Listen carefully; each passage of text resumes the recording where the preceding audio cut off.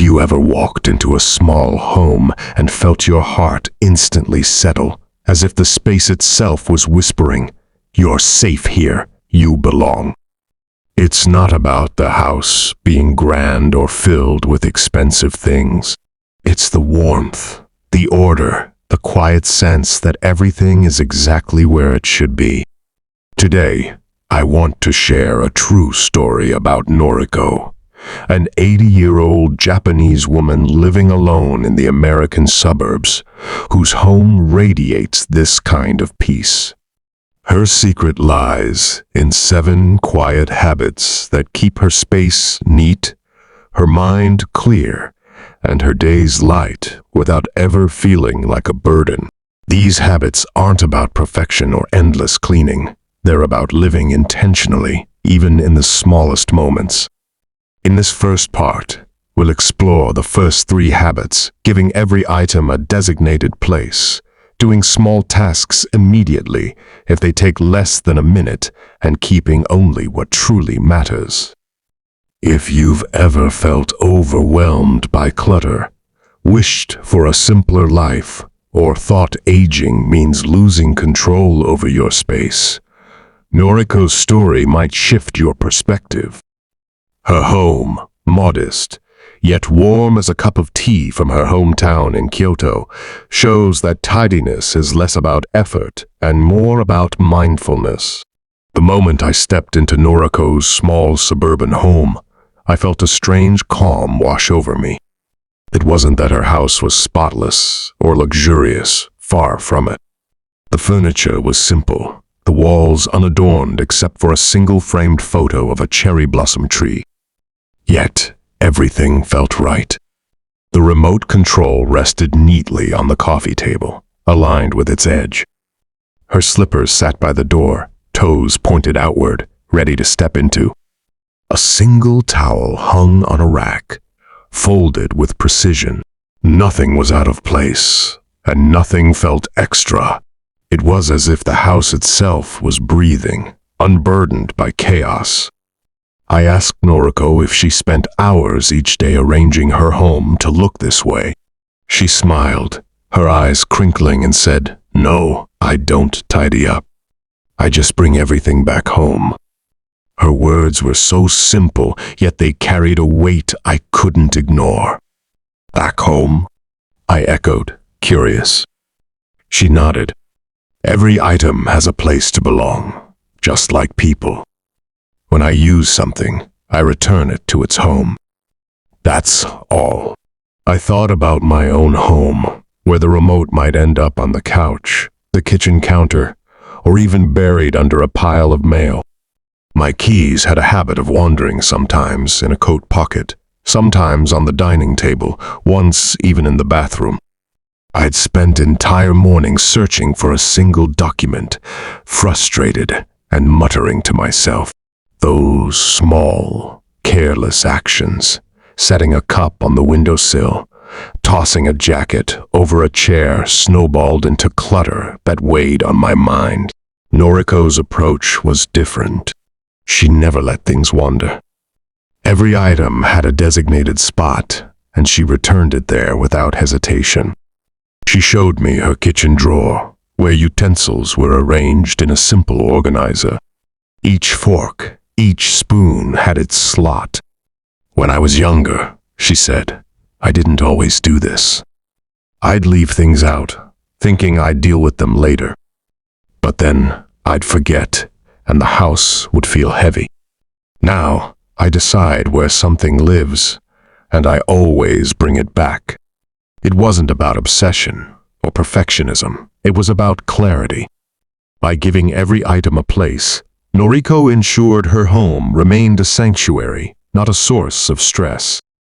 I decided to try it myself. I started small, choosing one item, the TV remote. Every time I used it, I placed it back on the same spot on the coffee table. At first, it felt like extra effort. Why not just leave it on the couch? But after a few days, I noticed something. I never had to search for it. I didn't waste time flipping cushions or digging through blankets. That one small habit freed up mental space I hadn't realized I was losing. I began to see how Noriko's home stayed tidy not because she was constantly cleaning, but because she prevented clutter from forming in the first place. This habit isn't about having a big house or fancy storage systems. Noriko's home was small, with limited space, yet it felt spacious because everything had a purpose and a place. She didn't own much: a few dishes, a single pair of scissors, one teapot, but each item was chosen deliberately and stored thoughtfully. "When you know where something belongs," she said, "you don't lose it and it doesn't lose you." Her words stayed with me, a reminder that a tidy home begins with intention, not effort. For seniors, this habit is especially powerful. As we age, energy wanes, and the thought of tidying an entire house can feel daunting. But Noriko, at 80, didn't tire herself out cleaning. She simply maintained order by ensuring nothing strayed. I thought of my neighbor, an older woman who often complained about losing her glasses or misplacing bills. When I shared Noriko's habit with her, she tried designating a small basket by the door for her glasses and keys. A week later, she told me, "I didn't realize how much time I was wasting looking for things. Now, I feel lighter." This habit isn't just for seniors, though. Anyone can start small. Pick one item: your phone, your keys, a favorite mug, and give it a permanent home. Return it there every time. You'll be surprised how this tiny act ripples outward, making your space feel calmer and your mind clearer. Noriko's home taught me that tidiness isn't about perfection. It's about creating a system where chaos doesn't have a chance to take root. As we sat in Noriko's living room, sipping green tea from delicate cups, I noticed her stand to refill the teapot. A single drop of tea had spilled on the table, barely noticeable. Before sitting back down, she picked up a cloth and wiped it away in one smooth motion. The whole thing took maybe 10 seconds. Curious, I asked, why not wait and clean everything later? She tilted her head, as if the question surprised her, and said, "If it takes less than a minute, I'd do it now. It's easier that way." Her answer struck me because it was so instinctive. Not a rule she followed, but a rhythm she lived by. I thought about my own habits, how I'd see a dirty plate in the sink and think, "I'll wash it later," only for it to sit there all day. By evening, one plate became 3, then a pile, and suddenly the kitchen felt overwhelming. Each small task I delayed added to an invisible burden, a mental to-do list that followed me even to bed. Noriko, on the other hand, carried no such weight. She handled small tasks immediately, not out of duty, but to keep her mind and home clear.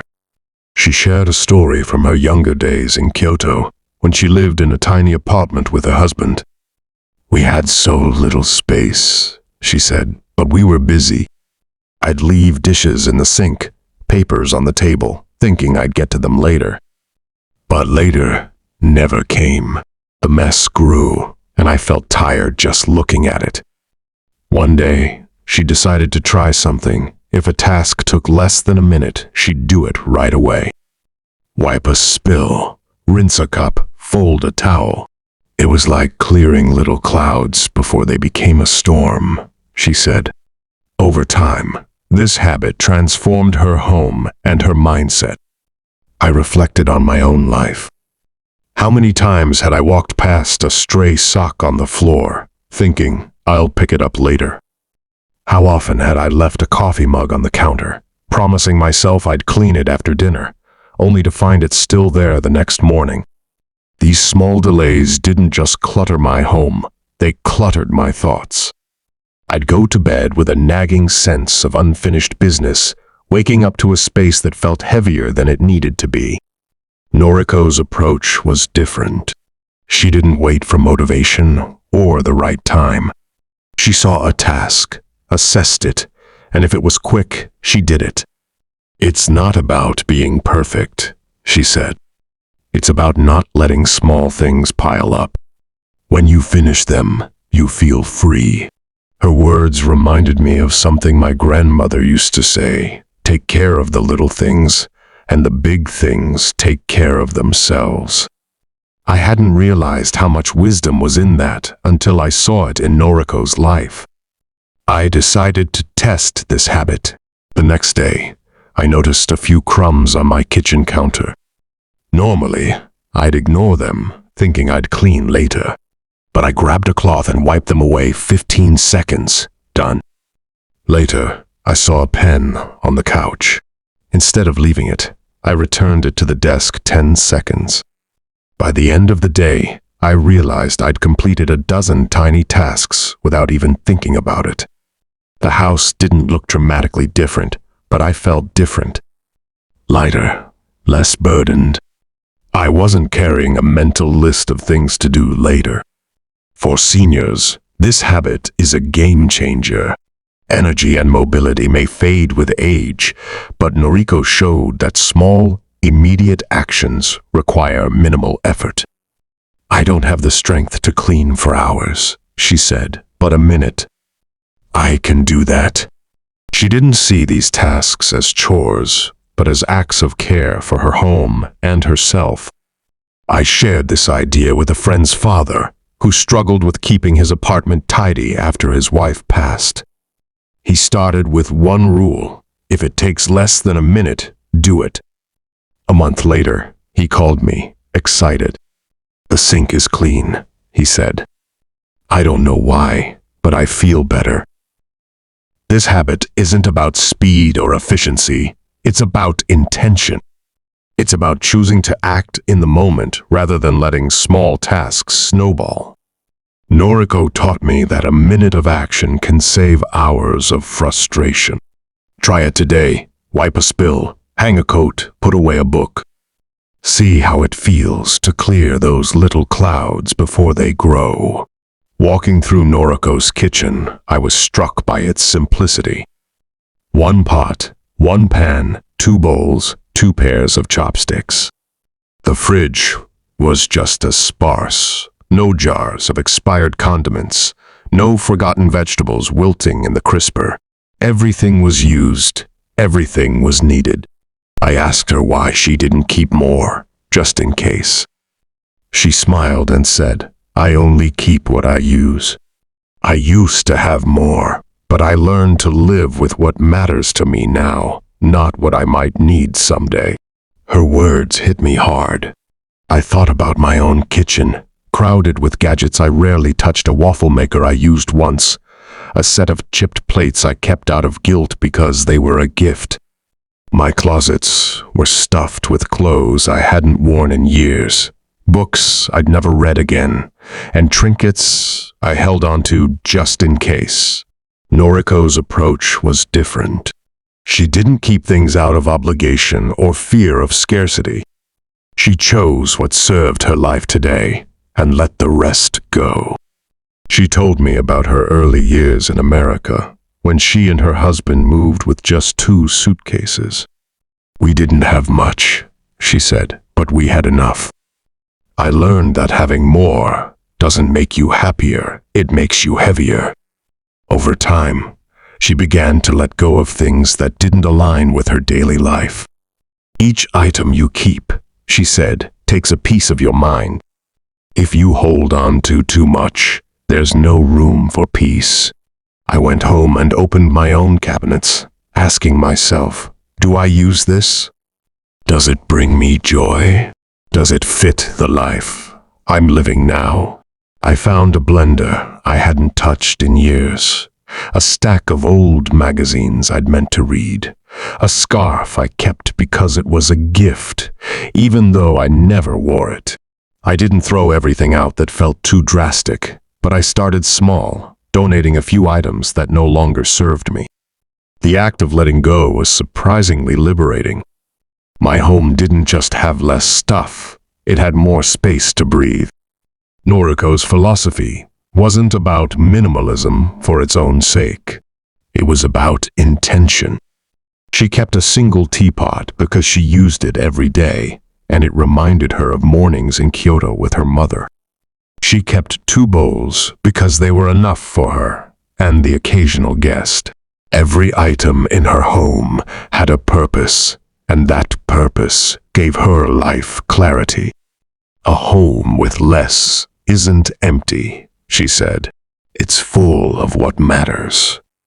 For seniors, this habit is especially meaningful. As we age, physical space and mental energy become more precious.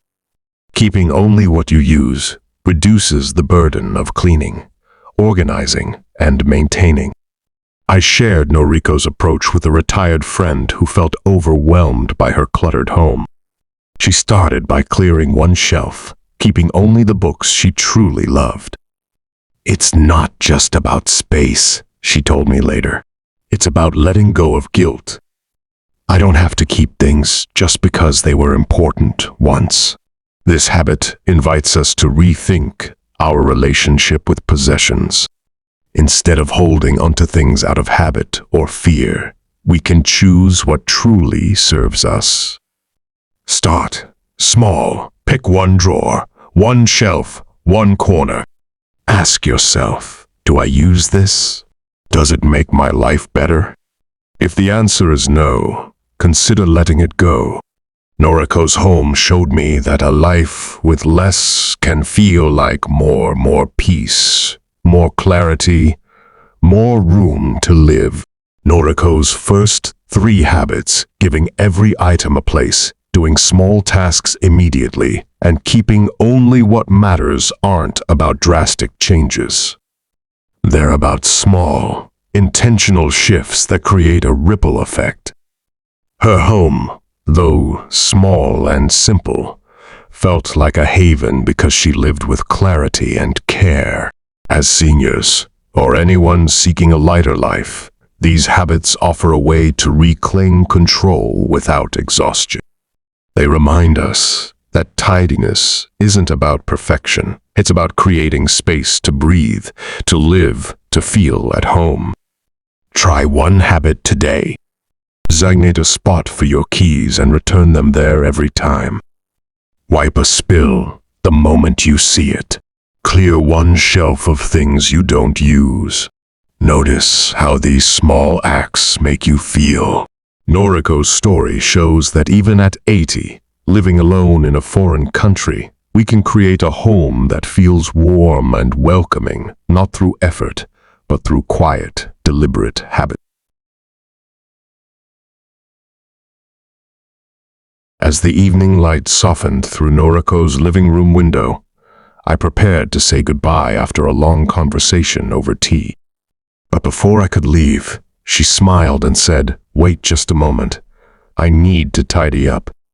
I expected a lengthy process, maybe a deep clean of the kitchen or a reorganization of the living room. Instead, Noriko moved with quiet efficiency, taking exactly 5 minutes. She returned the tray of snacks to the cupboard, washed our 2 teacups and set them on the rack, wiped the table with a damp cloth, and straightened the chairs. Her movements were unhurried but purposeful, like a gentle ritual to close the day. When she finished, she turned to me and said, "Now, my day is complete." I was struck by how little time it took and how calm the process felt. "Do you do this every night?" I asked. She nodded. 5 minutes, that's all. I don't wait for the house to get messy. I just do a little each day, like saying a soft goodbye to today. Her words lingered with me, and I thought about my own evenings. Too often, I'd leave dishes in the sink, crumbs on the counter, a towel draped over a chair, telling myself I'd deal with it tomorrow. By morning, I'd wake to yesterday's clutter, starting the day with a subtle weight I couldn't quite name. Noriko's approach was different. Her 5-minute ritual ensured her home was ready for the next day, peaceful, orderly, waiting for her. This habit wasn't about making everything spotless or chasing perfection. It was about maintaining a baseline of order, preventing small messes from piling up into chaos. When I was younger, Noriko shared, I'd let things go. I'd think, I'll clean on the weekend, but the weekend would come, and I'd spend hours cleaning, feeling tired and frustrated. Now, I know 5 minutes each night is enough. She explained that this habit wasn't just for the house, it was for her mind. When I go to bed knowing everything is in place, I sleep better. And when I wake up, the day feels new. I decided to try it. That night, I set a timer for 5 minutes before bed. I wiped the kitchen counter, washed a single mug, and put away a pair of shoes left by the door. It felt almost too simple, like it couldn't possibly make a difference. But when I woke up the next morning, the kitchen was clear, the shoes were where they belonged, and I felt a quiet sense of ease. I hadn't realized how much mental energy I'd been spending on the sight of a cluttered counter or a misplaced item. Those 5 minutes gave me a clean slate to start the day, and I understood why Noriko called it her goodbye to today. For seniors, this habit is especially powerful. As energy and mobility decline, the idea of cleaning an entire house can feel overwhelming. But 5 minutes? That's manageable. Noriko, at 80, didn't tire herself out with long cleaning sessions. She focused on small, achievable tasks. 1 clean table, 1 washed cup, 1 straightened cushion. It's not about doing everything, she said. It's about doing enough to feel at peace. I shared this habit with a friend's mother who lived alone and often felt too tired to tidy. She started with 5 minutes each night, focusing on her kitchen. A week later, she told me, I didn't realize how much those little messes were stressing me out. Now, I look forward to my 5 minutes. It's like a gift to myself. This habit invites us to rethink tidying as an act of care, not a chore. It's about closing the day with intention, ensuring tomorrow begins with clarity. Try it tonight. Set a timer for 5 minutes and choose 3 small tasks. Wipe a surface, put away a dish, fold a blanket. Notice how it feels to wake up to a home that's ready for you. Noriko's ritual taught me that 5 minutes of care can transform not just a space, but the way we feel in it. As I wandered through Noriko's home, I noticed something remarkable about how she used her space. Each area had a distinct role, and nothing overlapped. The dining table was for meals, no books, no mail, no stray gadgets. The living room corner held a single armchair, a small tea table, and a shelf with a few neatly stacked books. The kitchen counter was for cooking, not for piling papers or working on a laptop. Everything felt intentional, as if each space had been given a voice and a purpose. Curious, I asked why she didn't add another chair for guests or a cabinet for extra storage. She smiled and said, I don't want to mix everything. Eating is eating. Reading is reading. Resting is resting. Each space helps me focus. Her words made me pause. In my own home, the dining table was a catch all for mail, keys, and unfinished projects. I'd eat on the couch while watching TV, work on my laptop in the kitchen, and leave bags by the front door.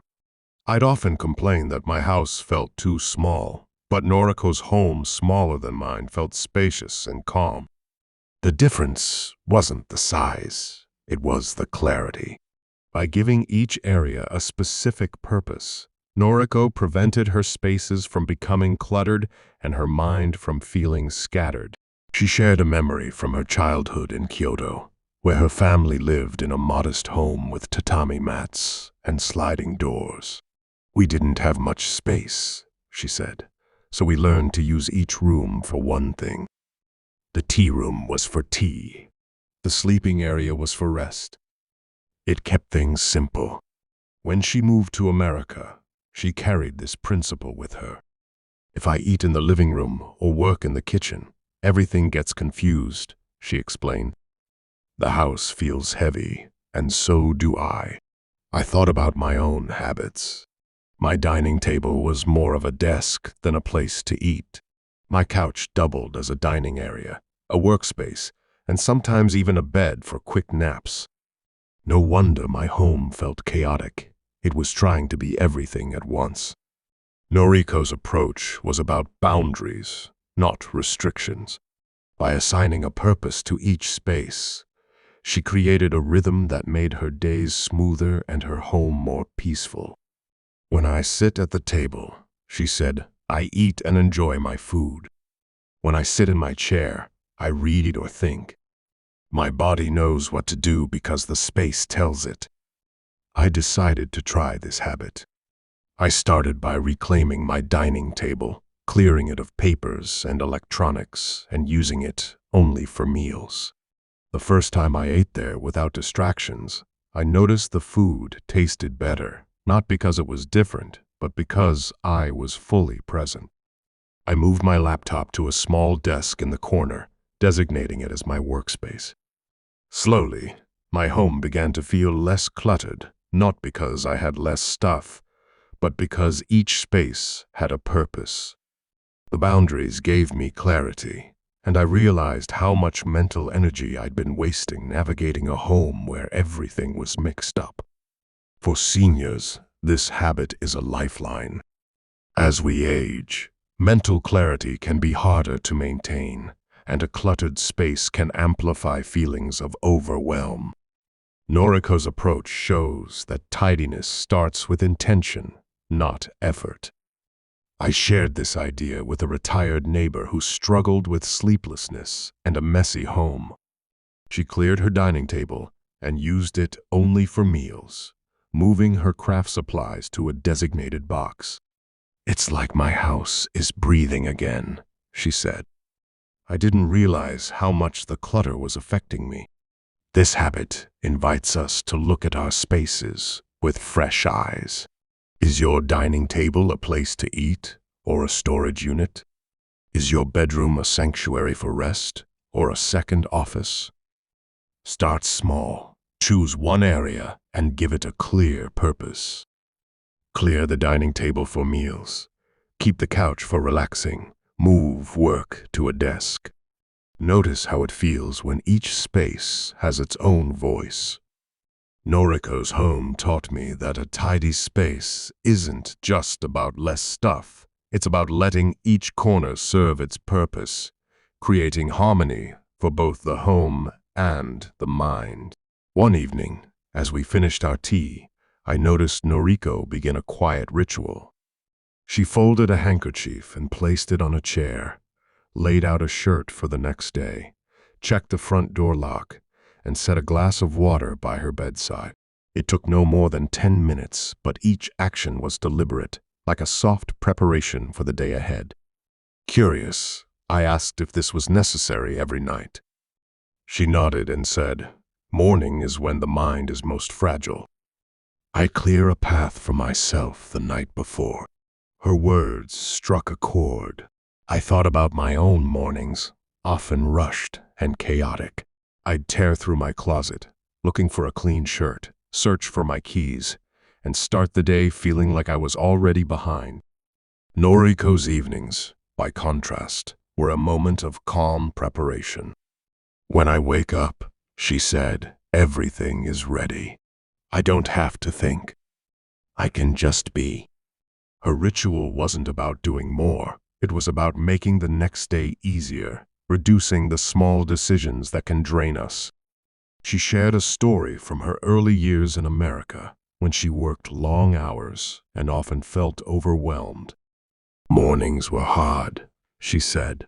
I'd spend so much time deciding what to wear or looking for things I'd misplaced. It made me tired before the day even started. One day, she decided to prepare the night before laying out clothes, packing a lunch, setting out essentials. It was like giving myself a gift, she said. I woke up feeling lighter, like the day was already mine. I decided to try it.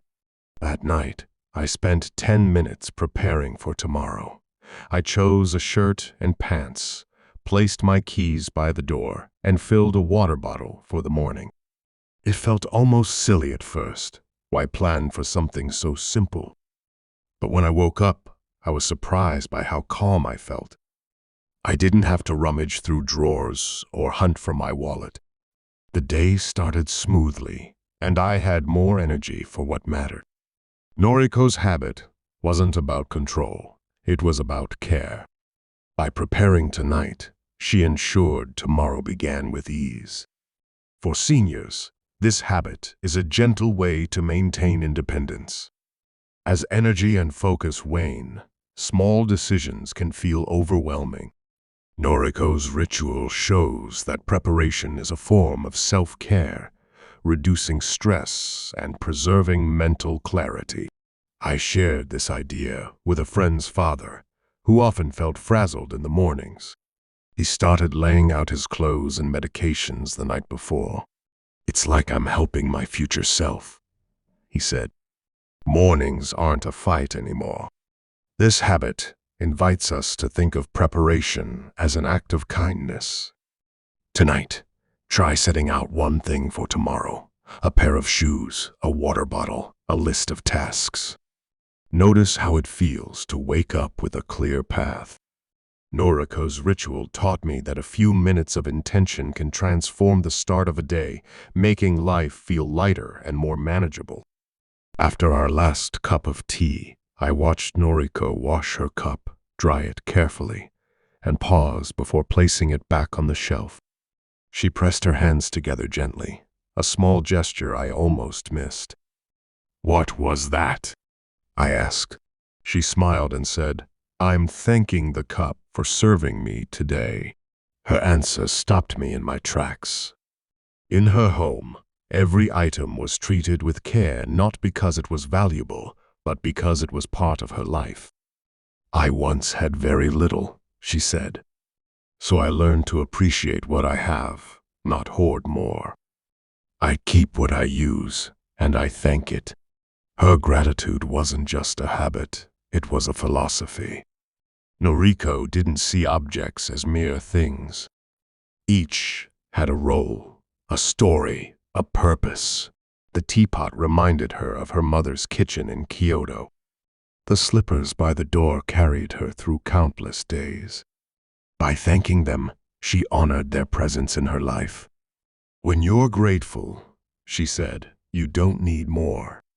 You see that what you have is enough." I thought about my own home, filled with items I'd kept out of guilt or fear, clothes I might wear someday, gadgets I might need, gifts I didn't like but felt obligated to keep. I'd never thanked a single thing.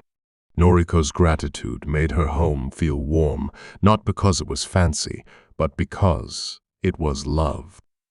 Her tidiness wasn't just about order. It was about kindness to her space, her possessions, and herself. She shared a memory from her childhood when her family lost much in the war. "We had so little," she said, "but my mother taught me to care for what we had. She'd clean our bowls and say, 'Thank you for holding our food.' It made us feel rich, even with nothing." That lesson stayed with Noriko, shaping her approach to her home. "When you thank things," she said, "you don't clutter your space with what you don't need. You keep what matters, and you care for it."